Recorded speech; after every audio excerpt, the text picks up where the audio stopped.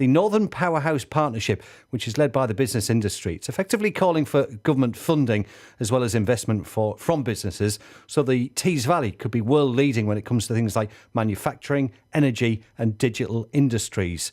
So what can we expect from this report later, and what will it really mean for where we live? Let's try and find out. Henry Murison is the director of the NPP, joins us on the show this morning. Morning, Henry. Good morning. Hiya. Where does the Tees Valley fit into the launch this morning? Walk us through that first of all.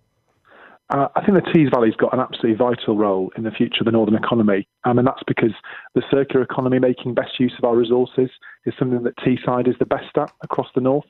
And when it comes to an example like hydrogen, for instance, I mean, in Teesside, we already make more than half of the hydrogen that's produced in the UK.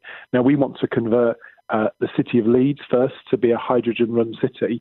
So that will mean spending £2 billion over coming decades to make that happen, to make that better for the environment. But you need Teesside let me just stop you there, Henry. Why Leeds as well? Why can't we do this for Middlesbrough or Hartlepool or Darlington? So the point is that these types of investments are going to have benefits across the north. So eventually we believe that we'll be able to convert all of the north's heating in the bigger cities to hydrogen. In smaller areas, it will be done through things like biomass. So that will help us to meet our climate change targets. But Leeds is useful because it's the right sort of scale. And also you need to be able to prove you can actually transfer this technology and move the hydrogen around.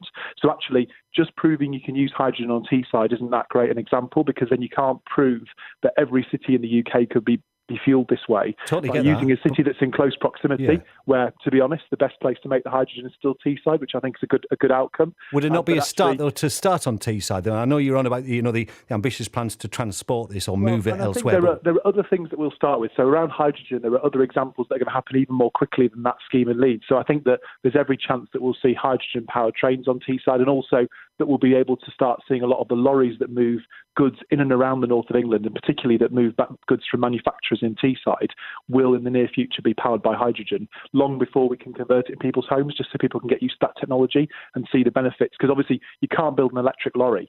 So there are technologies that even in the northeast as a whole, we might build a quarter of Europe's electric cars.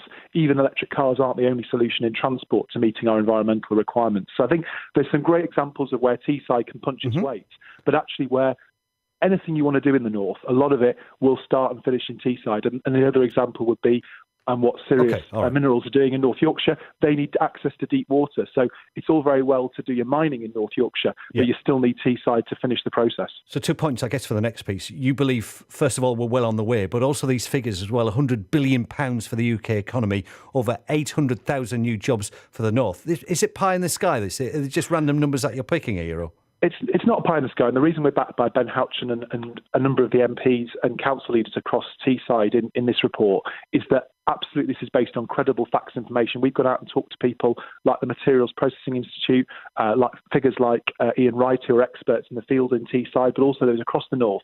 So the proposals we're making attract the broad support of people who understand their particular industries, but they add up and they're costed. So the government's already allocated money for the industrial strategy, and we need to make sure that that investment, as well as other government plans in the budget, are aligned to make sure that we get the best deal for Teesside and the best deal for the north, so that we can be more productive and contribute to the UK economy.